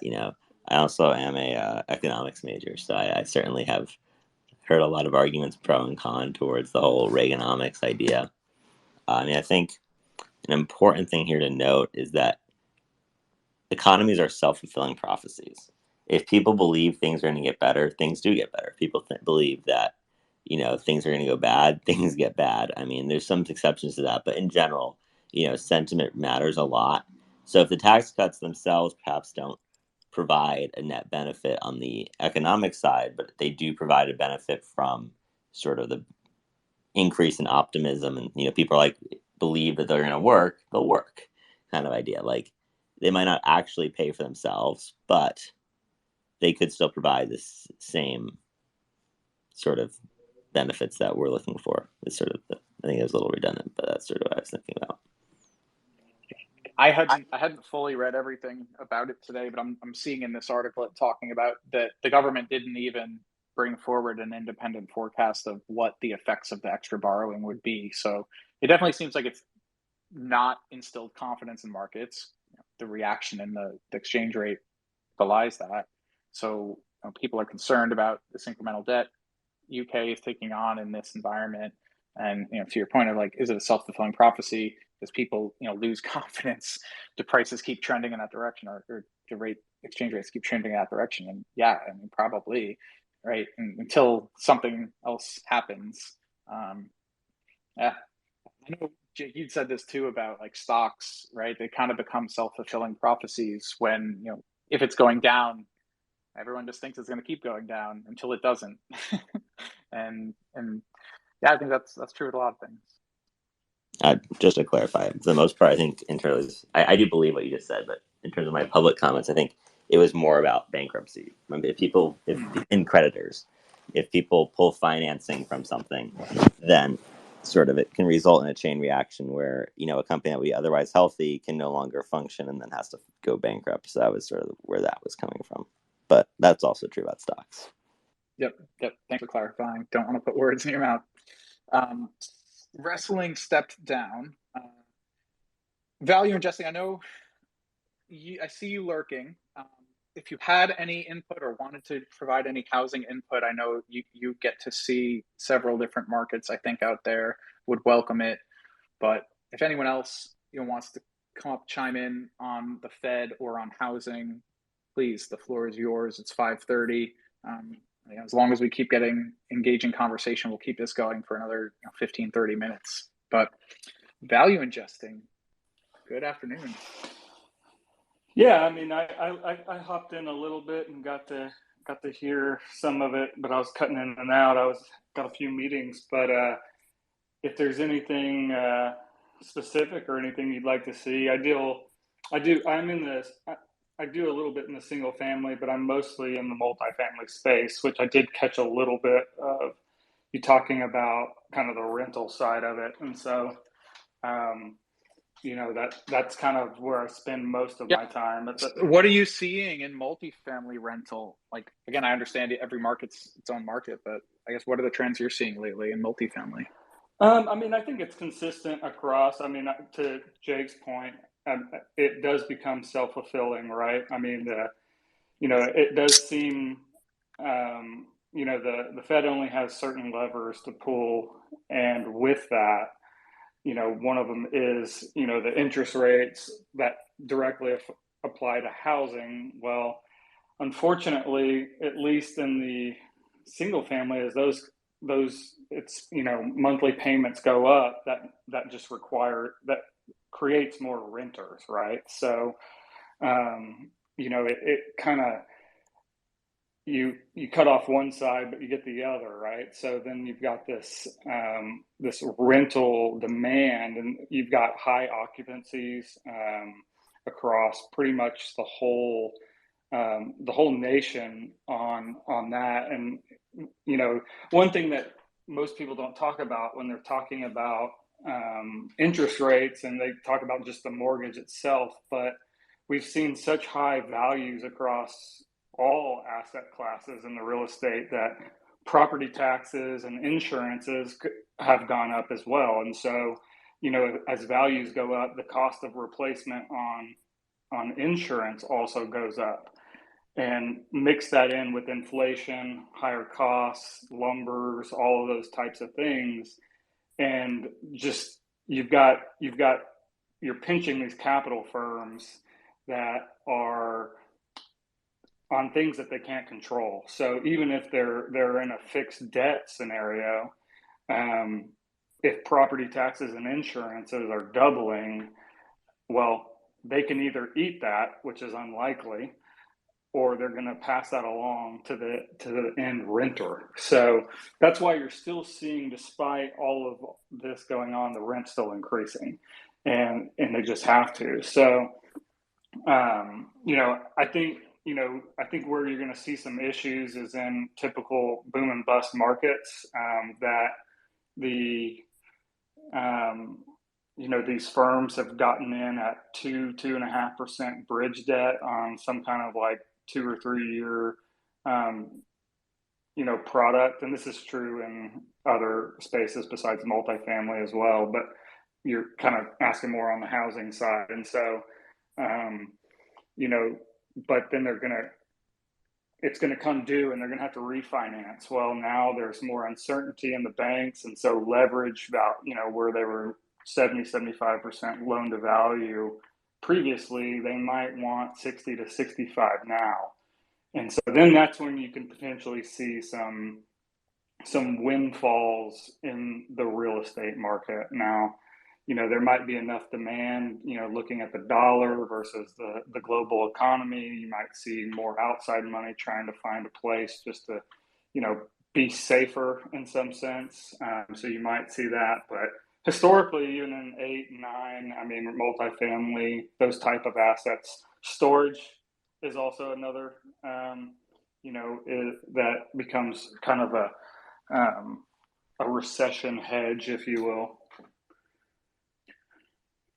Do you touch on the commercial side at all? Because I know from like a logistics standpoint, obviously I don't work at Ryder anymore, but while I was there through the end of last year, the vacancy rates had gotten astronomically low on like the warehousing side, and like people were using trailers. They're still using trailers, to store extra product and the like, because space in warehouses, and the cost of borrowing or renting space in those warehouses has gone up quite a lot. I don't know if you have any insight into that. Commercial just got quite a few categories, like on the industrial and warehousing side. I don't really, other than just businesses that I've owned having some aspect of that, but I don't move in that space a whole lot. So I'm probably not the best person. Other than, that being consistent just with, you also had, all kinds of, just COVID. I think you mentioned it earlier. It's like COVID is just it's been a unique 2 years, just because it's really hard to take anything from the past 2 years and extrapolate that forward. And so you've got, looking at that, it's like, well, all these retailers overbought as well, right? To catch up. And so then the freight's all piling up, and then it hits all at once, and it's all throughput, right? So it's, it just kind of just all builds on itself. So, go ahead. Sorry to cut you off. I was going to add the Fed. I had heard in the Fed conversation this afternoon, they had somebody running a business that had a truck fleet, and he was talking about that his company hadn't bought new tractors, new freight hauling equipment since 2019, since the pandemic, and they're getting quoted at 40% more, $165,000 to buy, a Freightliner or a Peterbilt or Kenworth or pick whatever, brand du jour. But like trailers also 40% higher than pre-pandemic. And it's like, sure, some of that higher labor cost, higher input cost for the materials to create the tractor and the trailer. But his point was that like all of those costs, though, he's supplying grocery stores and supermarkets and the like, He's like, I'm passing all of that cost through to the end buyer. And obviously housing and the like is a little bit different, I guess. But to your point, I guess the corollary is with rents, if I'm the homeowner and my insurance bill, my maintenance cost, my cost to borrow all rises, I pass that through to the renter, right? Yeah, this is, like I said, a little outside of rent. I heard of it was in the farming space that some of the farmers with tractors, and it goes back to the chip shortage, they were buying cheaper, like, pieces of equipment that were available because they couldn't source chip repairs. So they're actually buying full equipment and taking the chips out of the tractors themselves in order to put it in an actual utilization into a tractor that they actually work on with, and utilize. And so it's like, so then it's like, okay, what costs are real in that, right? Because functionally it's like, okay, the chip might be a tenth of the cost of, it's not even that much of a tractor, but it's like, if it's that or nothing, And most of these chips are like the low end. Again, the Ryder Supply Chain Solutions is one of the biggest providers of automotive logistics. So like the General Motors of the world, the Fords of the world, like the chips are not your fancy high end stuff. It's like the really cheap crap. But the chip makers aren't really incentivized to produce that because they've been selling out everything they can. So let's sell the higher cost. We're going to get more profit margin selling the more complex chips. And these like dumb, it controls like some very simple control chips that go into all this equipment. To that point, you had a lot of what was called red tag trucks, like where everything's ready, except for they're missing a computer chip or two, and the truck, whether it's a commercial truck or even like an F-150 type truck, is just sitting there waiting. I know in that vein, PACCAR's CEO had talked about in their latest earnings, like the nation's truck fleet is 10 to 15% older than it should be, and on the heavy equipment side, it's a supply constraint because of the lack of those chips still, and labor to a lesser extent, from what I've heard. I try to follow that space pretty closely, and that should be buoy demand, right? At least in that sector, when I think about if newer trucks are inherently more fuel efficient than older trucks, and fuel is a meaningful operating expense for these fleets. So they want to get the best equipment. They want to retain drivers. That same guy, business owner who was speaking at the Fed panel, noted the issues with attracting and retaining drivers.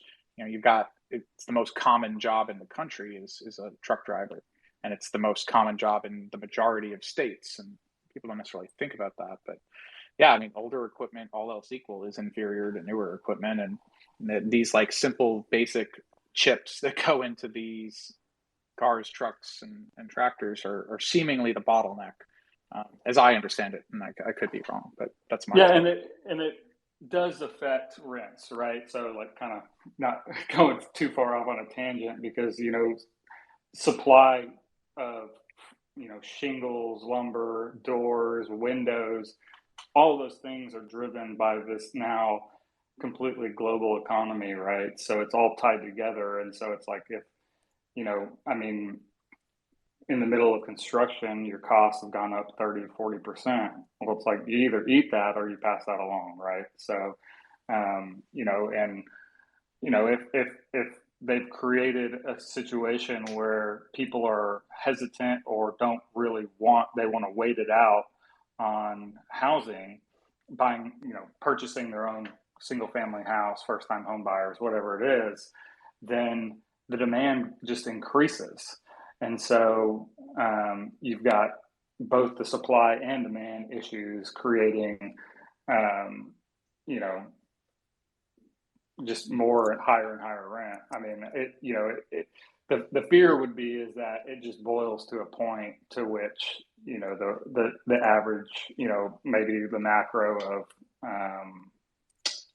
the economy, layoffs, whatever, unemployment, it all boils to kind of the top, and then it all just waterfall cascades down, right? All together. That's probably the doomsday. That'd be the Burry scenario. Yeah, right. Definitely, we can go. We don't want to get the bears too riled up, but I mean, I'm one of those. I've been interested in buying a house prospectively for since I moved back to Tampa, and of course, with perfect hindsight, would have bought something sight unseen in 2020.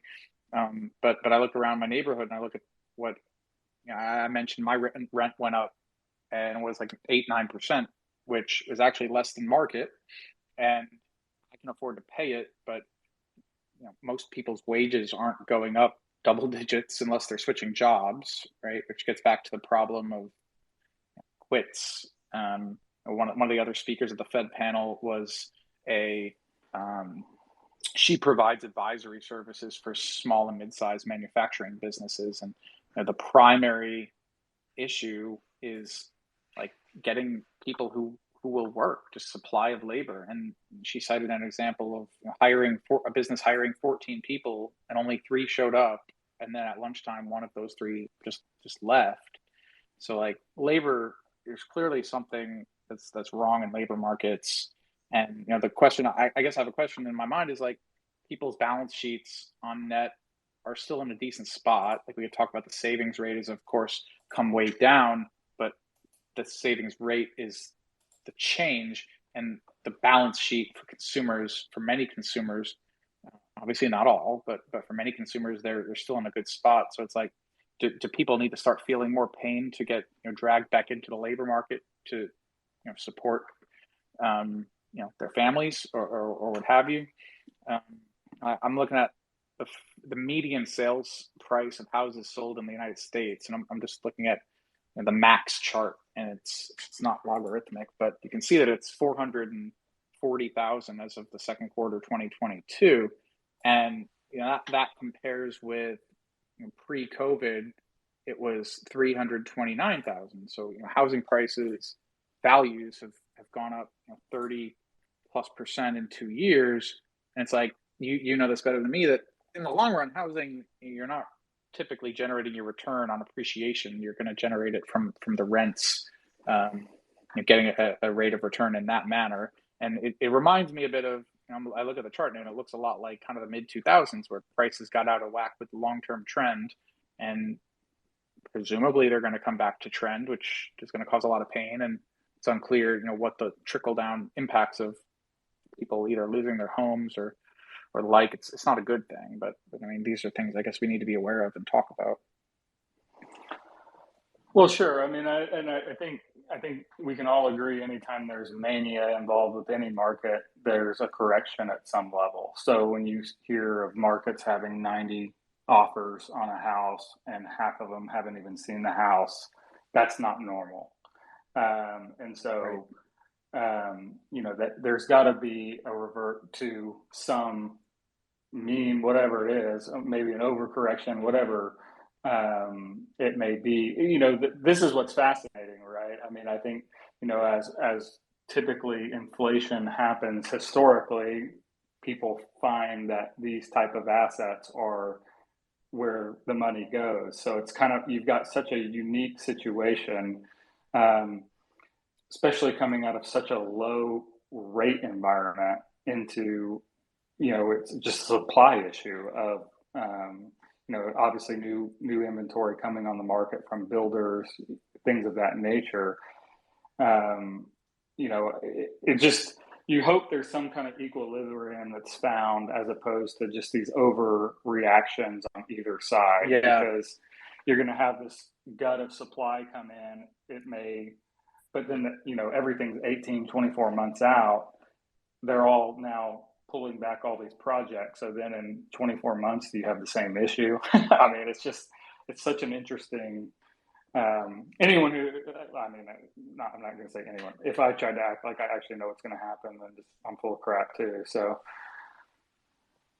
Exactly. None of us know. We're trying to come up with our best guess based on the information available to us. But nonetheless, it seems like housing, was obviously the thing that led to the last crisis, and I don't want to say it's going to be the thing that leads to a crisis. In this case, I think something foreign exchange related is more likely than housing. But what goes up must go down, and typically pendulums swing past the midpoint when they come back the other direction. They don't usually stop. To your point, it would be great if it could come right back into equilibrium and not swing too hard the other direction. But I'm not going to bet on that personally. But it's a good discussion to have. I'm looking at the time; it's 5:47. So I'll kind of request last thoughts, comments from anyone who may not have had the opportunity to ask a question or chime in yet. If there's anything I've said or that's been said that you disagree with, or you think we kind of are way off base, would love to hear it. Otherwise, again, this is our first go at it. We would welcome feedback. The call's been recorded, and folks who want to check it out can check it out on Twitter for up to 30 days or on our YouTube. Joe will have it posted, as well as in our Wook Capital Discord.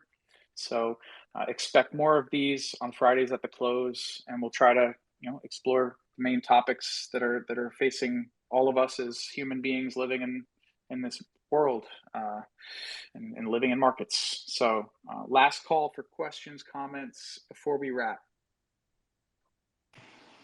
I just wanted to invite everyone to provide feedback. What do you want to see us discuss in the different newsletters, and whatever you'd like to see covered on the spaces as well. So feel free to join us, wook.gg.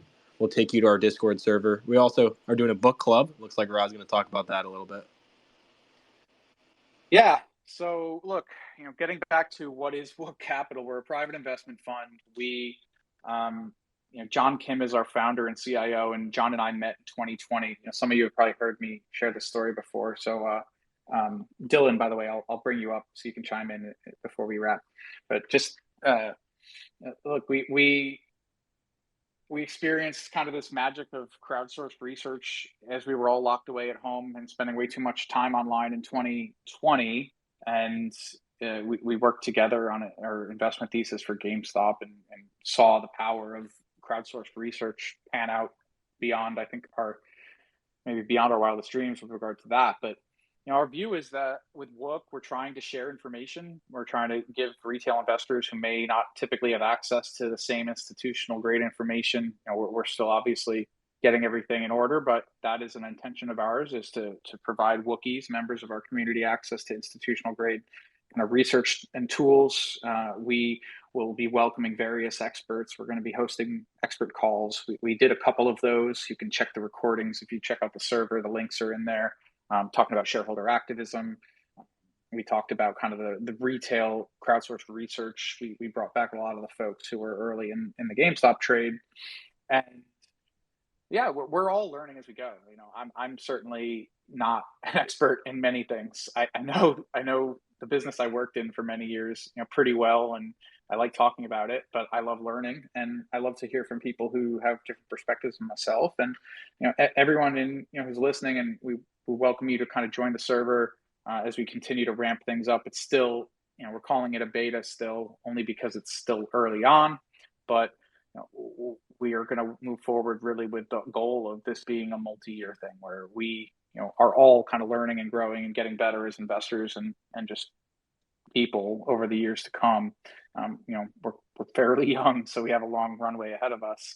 But we're going to start our book club series mid-October is when we haven't yet scheduled the date, but the first book that we picked is Richer, Wiser, Happier. And I had the opportunity to read this earlier this year, and the author, William Green, sat down and did a bunch of interviews with a slew of legendary investors across the spectrum. And there were some great stories in there and some really good life lessons that I found, and that I'm excited to kind of talk about in a group setting and hopefully hear different perspectives on. But again, if you're interested, we're going to review and do a kind of a book club discussion in mid-October on Richer, Wiser, Happier. But Dylan, sorry to cut you off there. I know that you stay on top of all this stuff as well, and I would love to hear what your thoughts are on Fed and housing. Hey, thank you for bringing me up, and congratulations on the new podcast. This is my first time listening. I'm your first time hosting it. I guess, what did you think about the fall in oil price, and does that push you in favor of a soft landing versus a mild recession or a deep recession? I was surprised how much oil declined today. I think there's a lot of moving parts with oil, and it's not a sector I'm an expert in. But I know that the SPR, the Strategic Petroleum Reserve, has been getting tapped for some time and has helped to drive fuel prices down for end users, which has helped buoy the incumbent from a polling perspective ahead of the midterms. So, it's a strategic tool that's being used politically. But I think you could also argue that when Russia invades Ukraine and jacks up global energy markets, what's a better time to use the SPR than then? Obviously, from a policy perspective, we've not done much to encourage development of our fossil resources domestically under this current administration. I mean, that's, I guess, a longer term thing.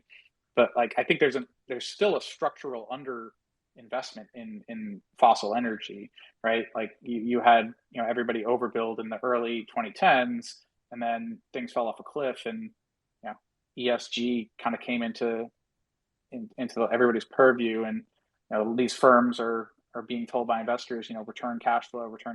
We don't want to see you drilling and never returning cash flow to us. So it's like this weird situation I see where you have an underinvestment in production, at least domestic production, and you don't have policy really encouraging it when really it should be getting encouraged right now, because no matter how much we want a greener, cleaner future, fossil energy is going to be with us for many decades to come globally, and it's obviously better that we produce it safely and securely domestically than to source it from perhaps countries that aren't. But yeah, the price of crude dropping meaningfully today, I mean, I interpreted it as a view that there will be more of a slowdown to come, and I'm more curious to see what happens with energy in the coming few months, especially as we get past midterms, and if these SPR distributions get turned off.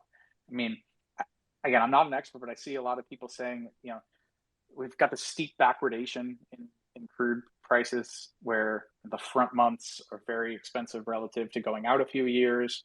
So people are less incentivized to drill and, invest capital into these projects because, the futures curve tells them that they're not going to be enjoying these prices by the time the project's done. I've seen a couple interesting policy recommendations where the federal government should actually kind of step in and use the SPR and be a committed buyer of energy. Like they can use that steepness in the futures curve to the advantage of the taxpayer. I guess it doesn't fully answer your question, but I guess that's some of the things that I've been thinking about with energy, but it's certainly not my area of expertise. Well, the question, and thank you for answering it, if I could follow up briefly, was more about what you thought about the soft landing. Because before the Fed was talking about the soft landing, and now they're talking about pain. And as I see commodity prices come down, I'm starting to feel like a soft landing is more possible, especially when I look at labor market. The unemployment rate is only 10 basis higher than when the Fed started tightening monetary policy, and they've tightened 300 basis points this year. And we've only had a 10 basis move in the unemployment rate. Yeah, I mean, crude is under 80 a barrel. I don't know if that's WTI. Yeah, Brent's still 86, so I guess that's WTI screen I'm looking at. You would think that if commodities, can the Fed effectively get that soft landing that it hopes because it's talked it into existence? I mean, so far it looks like that's plausible, and with these prices coming down for both housing, as we talked about, and energy, that should move in that direction. So it's painful, of course, from an equity owner perspective. I think I'm looking and I see energy was down 7% today, worst of all sectors. But yes, I would agree with your kind of line of questioning there, that if the markets are reacting to the Fed and kind of moving in that direction and taking price, the market is taking price down, whether it's thinking that the supply issues are solved or thinking that enough demand will be removed to bring price down, then sure. But yeah, I mean, right? None of us know, but I would agree with that.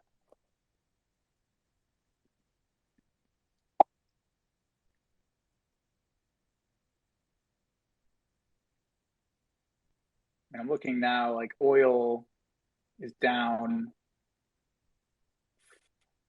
what almost 15% from the Russia invasion. At least I think that's WTI crude. Um,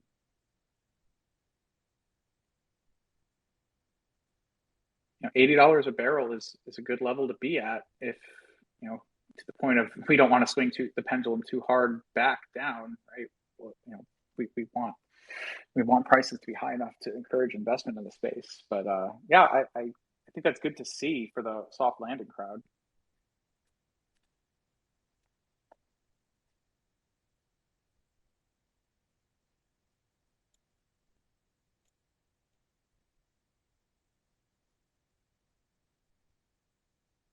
Okay, 5:58. I'm gonna wrap it there then. So thanks everybody for tuning in to our inaugural Wook in Review. We definitely look forward and welcome feedback. It's a learning experience for all of us.